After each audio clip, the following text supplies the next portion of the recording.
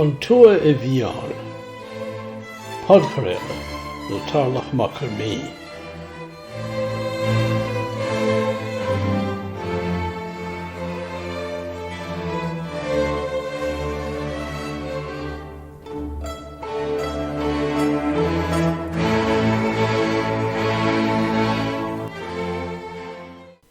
Ag teastal tríd an áirithe sa ghearmáin san iodál san Trácht agus a dtíortha eile anois.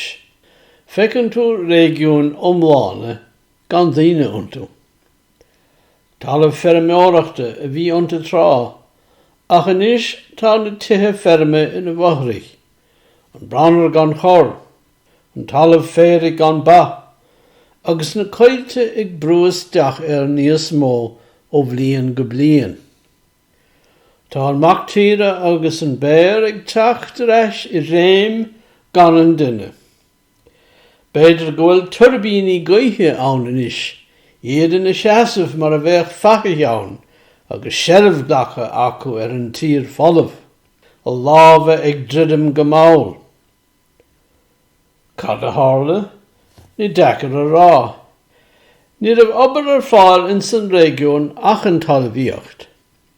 Bhí na daoine óga I gcuimhneacht le fada, iad ar deoraíocht sna bailte móra nó níos faide I gcéin, agus ar deire hir bhí siad go léir imithe.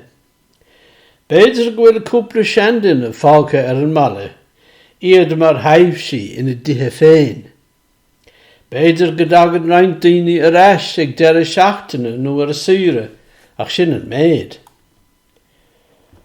Tá an counter tuaithe seo marmh. Ninse sin ag tarlóint go fáil an seo in san eilvéis mar atá an féin mo chónaí, ach sin de bhar na nóntas ón rialtas gan na daoine a chuimeád sna réigiún Alpacha. Agus tá an torrasáireacht ann freisin, tuthe ósta, tuthe saoire, sciáil sa híomhre. Ach tá brú grúpa gnó ann, Avenir Suisse, a dearan gur chóir stop a chóir leis na deontas, agus tuigh na daoine isteach ins na carthacha, agus beag na sléite bánaithe. Agus an sin? Well, fág for an sliabh alp dus na torrasáirí.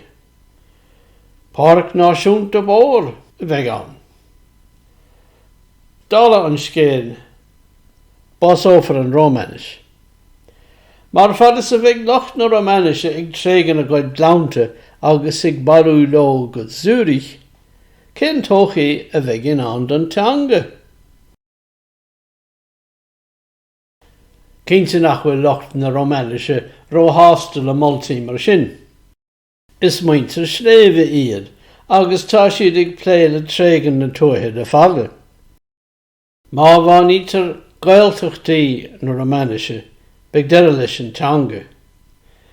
In gaeltacht, bí an dlú bhaint idir an teanga agus an tíreach ina labhartaí, idir an galtúr agus an nádúr. Agus an focail gaeilge gaeltacht á úsáid agam an seo, tá brí angenerálta I gceist agam. Réigiún a bhfuil charachtar agus cultúr nó teanga áirithe aige.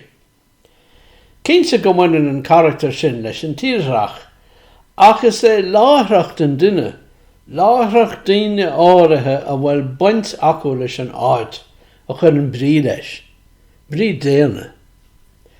Má I míl na daoine féin, cad atá fágtha. Fiúil má hagann torrasáirí, ní bheidh baint a bheith acu leis an tíreach, agus ní hiigigh siad an bhrí déine atá leis.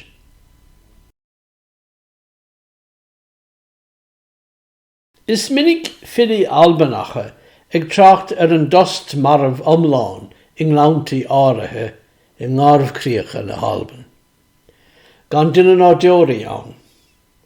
Chur an Hugh MacDiarmid an tos sa ghlán I gcomparáid le leanamh I mrinn agus básaithe. Here is an identical silence, picked out by a bickering burn and a lone bird's wheeple, the fatal death in this great clear glen, where the far Holland Atean has done his foul work, The tragedy of an unevolved people.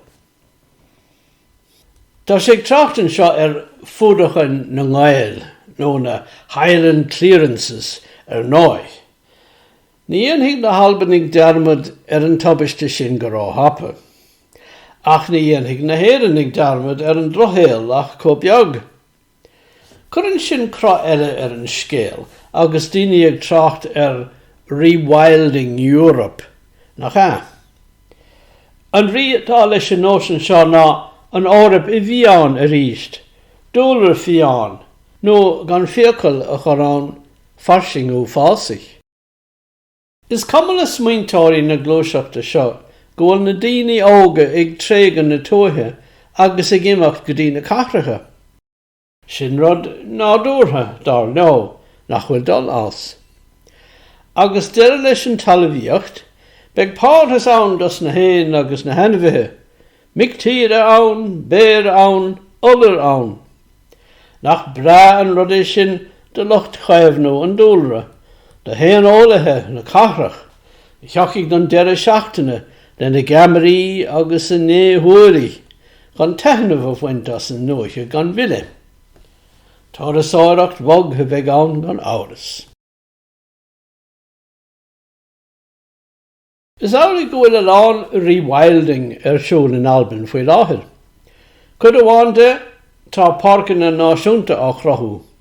Chud eile daoine saibhre I mbun ibre a heistíonn ó chu tionscair glas acu féin a chur a gríich. Tá dí spóireacht siúl faoi láthair sa tír, conas ar cháir an rewilding seo I dhéanamh I gceart. Nói, is féidir tionscair móra a chur bon I réimsí farsing a talún, tus go bhfuil cuidmhát in tuath Albanach, bánaithe le fada. Na déanaí starúla imethe go deo thar sála. Ach ar fud na hEorpa, agus an Albain féin, ní phléiteann an gcinné seo in scéal. Tréigean na tuaithe atá ar siúl leis na céalta. Credan na smaointeoirí glasa seo in éagsúlacht bithóíoch, ach ní credan siad in éagsúlacht déana. Caithfidh muintir tuaithe bailúló go dtí na cathracha móra, agus iad féin a imasca iontu, agus an óthas féin a chachabh agus sin. Éon pháirc náisiúnta amháin a bheith ann fud tuaith na hEorpa, agus is ráchamal le lucht na gamarí agus na néhuailach faoin gostas déana. Ní ecann siad a dréigean na tuaithe, ach próisis nádúrtha.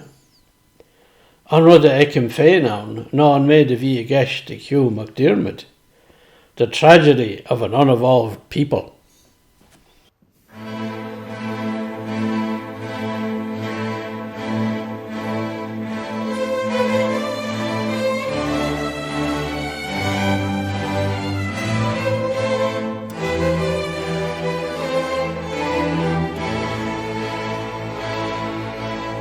Bhí sé bhgéisteach le tuath bhfiáin, podchraoladh le Torlach Mac Con Midhe. Má haitheann an podchraoladh seo libh, libh like, subscribe agus share, agus comment a scríobh más miadh. Go dtí an tachtain se chóin mar sin, slán.